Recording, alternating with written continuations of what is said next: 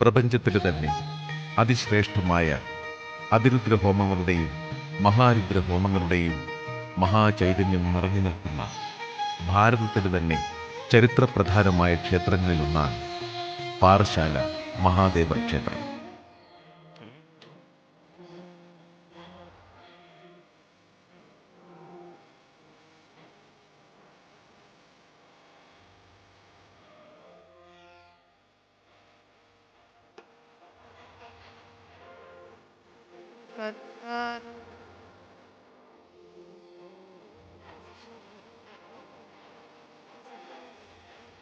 കേരളത്തിന്റെ തെക്കേയറ്റത്ത് തമിഴ്നാടിനോട് ചേർന്ന് നിൽക്കുന്ന ക്ഷേത്രത്തിന്റെ പ്രധാന സവിശേഷത അതിരുകളില്ലാത്ത മനോഹാരിതയാണ്.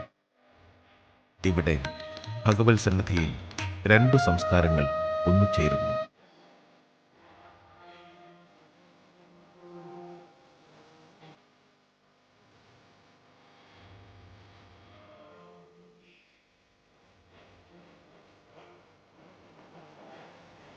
കേരളത്തിന്റെ മനോഹാരിതയും തമിഴ്നാടിന്റെ കാവ്യഭംഗിയും ഒത്തുചേരുന്ന പാറശാല മഹാദേവർ ക്ഷേത്രത്തിന് ചുറ്റുമുള്ള അഗ്രഹാരങ്ങളിലെ ഭക്തജനങ്ങൾ പ്രഭാതങ്ങളിൽ ശിവനാഥം കേട്ട് കോലം വരയ്ക്കുമ്പോൾ പ്രപഞ്ചനാഥന്റെ അനുഗ്രഹ സ്പർശത്തോടെ ഓരോ ദിനങ്ങളും ഈ ദേശത്ത് വിടരുകയാണ്. പടിഞ്ഞാറോട്ട് ദർശനമേകിയിരിക്കുന്ന അപൂർവം ശിവക്ഷേത്രങ്ങളിൽ ഒന്നാണ് പാറശാല മഹാദേവർ ക്ഷേത്രം.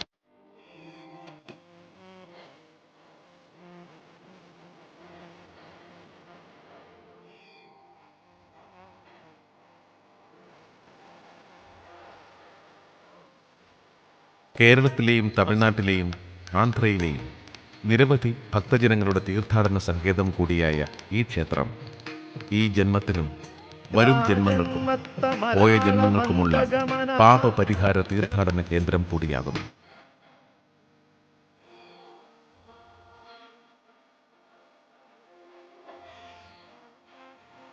തിരുവിതാംകൂറിൽ മാർത്താണ്ഡവർമ്മയ്ക്ക് ശേഷം അധികാരത്തിൽ വന്ന ധർമ്മരാജാവിൻ്റെ കാലത്ത് പാറശാല സ്വദേശിയായ മല്ലൻ ചെമ്പകരാമൻ പിള്ളയായിരുന്നു അദ്ദേഹത്തിൻ്റെ ദളവ. ചെമ്പകരാമൻ പിള്ളയുടെ കാലത്താണ് പാറശാല ശ്രീ മഹാദേവർ ക്ഷേത്രം ഇന്നു കാണുന്ന രീതിയിൽ പുതുക്കി പണിഞ്ഞത് എന്ന് പറയപ്പെടുന്നു.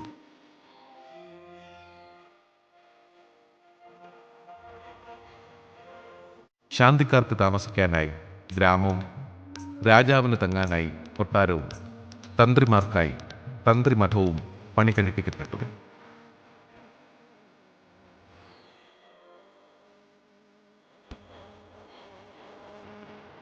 ക്ഷേത്രത്തിനാവശ്യമായ എണ്ണ, പാൽ, നെല്ല് എന്നിവയുടെ വിതരണത്തിന് ഇതര സമുദായക്കാരെയും അമ്പലത്തിന് ചുറ്റും പാർപ്പിക്കപ്പെട്ടു.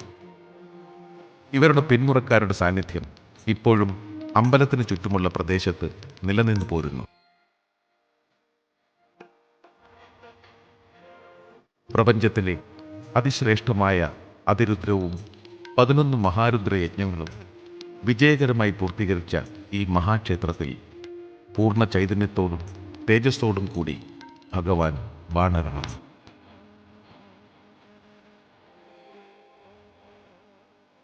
സമസ്ത ജനതയ്ക്കും ഐശ്വര്യം ചൊരിഞ്ഞ് ശ്രീ കൈലാസനാഥൻ പാർവതി സമേതനായി പാറശാലയിൽ വാണരുളുന്നു.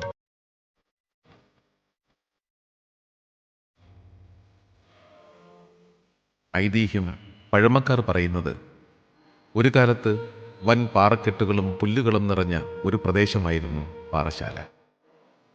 പുല്ലരിയുവാൻ വന്ന പറയർ സമുദായത്തിൽപ്പെട്ട ഒരു സ്ത്രീയുടെ അരിവാൾ പുല്ലരിയുന്നതിനിടയിൽ ഒരു കല്ലിൽ കൊള്ളുകയും ആ കല്ലിൽ നിന്ന് ചോര പൊടിയുന്നതും കാണുവാനിടയായി. പരിഭ്രാന്തയായ ആ സ്ത്രീക്ക് ശ്രീ പരമേശ്വരൻ ദർശനം നൽകിയെന്നും ഈ വിവരമറിഞ്ഞ അന്നത്തെ നാട്ടുപ്രമാണി ഇവിടെ ഒരമ്പലം പണികഴിപ്പിച്ചു എന്നുമാണ് വിശ്വാസം. അങ്ങനെ പറയർ കണ്ട ശാല പാറശാലയായെന്ന് പറയപ്പെടുന്നു.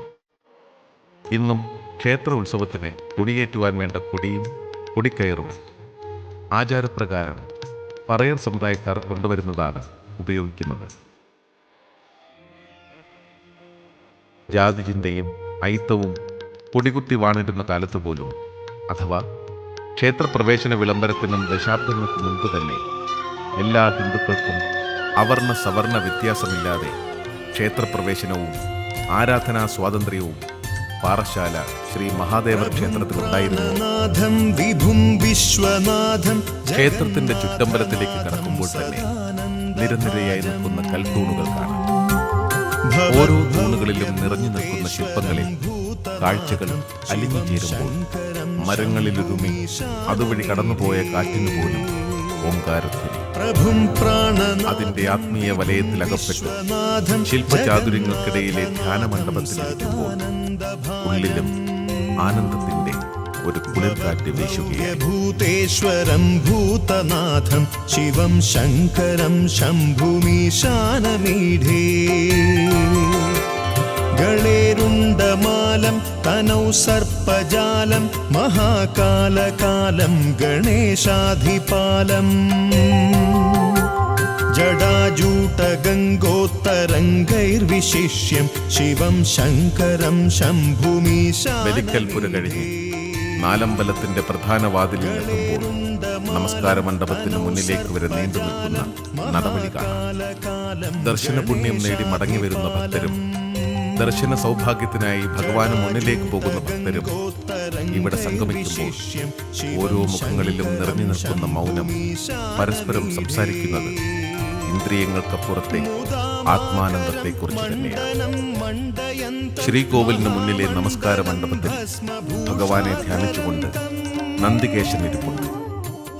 മറ്റു ക്ഷേത്രങ്ങളിൽ നിന്നും തികച്ചും വ്യത്യസ്തമായി വളരെ വലിയൊരു നന്ദികേശ രൂപമാണ് ഇവിടെ കാണാൻ കഴിയുന്നത്. മുദാമാകരം മണ്ഡനം മണ്ഡയന്തം മഹാമണ്ഡലം ഭസ്മഭൂഷാധരം തം. ഉള്ളിലേക്ക് അധികം പ്രകാശം കടന്നുവരാത്ത രീതിയിൽ നൂറ്റാണ്ടുകൾക്ക് മുൻപ് പണികഴിപ്പിച്ച ശ്രീകോവിലും കൽമണ്ഡപവുമൊക്കെ നോക്കിക്കാണുമ്പോൾ തന്നെ മനസ്സ് സ്വാസ്ഥ്യത്തിന്റെ നിമിഷങ്ങൾ തിരിച്ചറിയുകയാണ്. ചെറിയ പ്രകാശരേണുക്കൾ പ്രാർത്ഥനകളോടെ നമസ്കാര മണ്ഡപത്തിലെ തൂണുകളെ സ്പർശിച്ചു.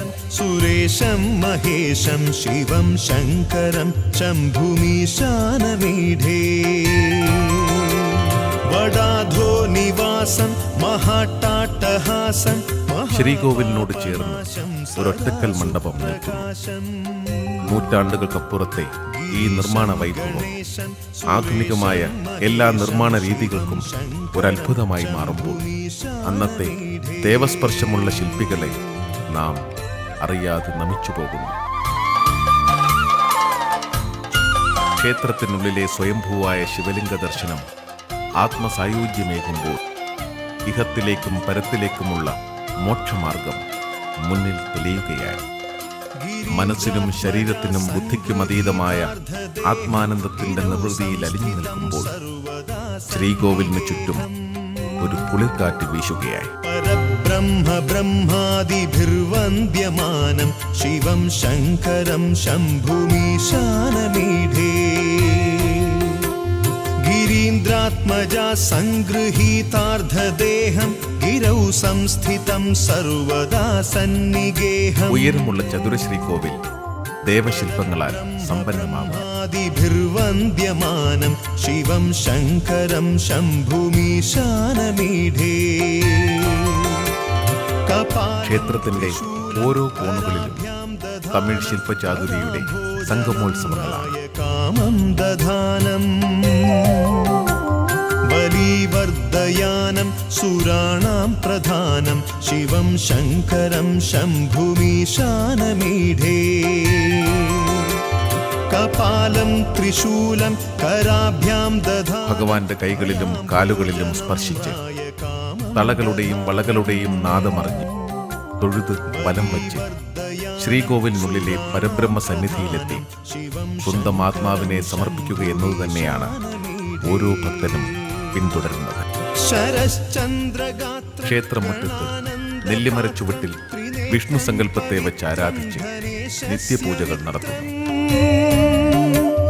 അപർണാകളത്രം സദാ സച്ചരിത്രം ശിവം ശങ്കരം ശംഭുമീശാനമീഢേ.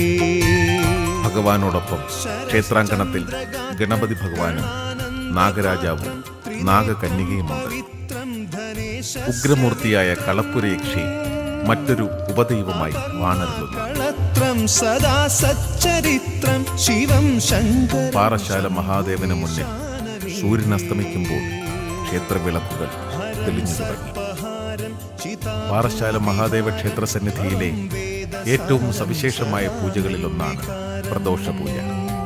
ആദി കൈലാസത്തിൽ ഭഗവാൻ പ്രദോഷ നൃത്തത്തിനൊരുങ്ങുമ്പോൾ വിളക്കുകൾ തെളിയുന്നതുപോലെ ക്ഷേത്രത്തിന്റെ ചുറ്റുവിളക്കുകളുടെ ദീപപ്രകാശത്തിൽ ആത്മാവിൽ ആദി കൈലാസം തെളിഞ്ഞു വരുന്നു. ചിതാഭൂവിഹാരം ഭവം വേദസാരം സദാ നിർവികാരം.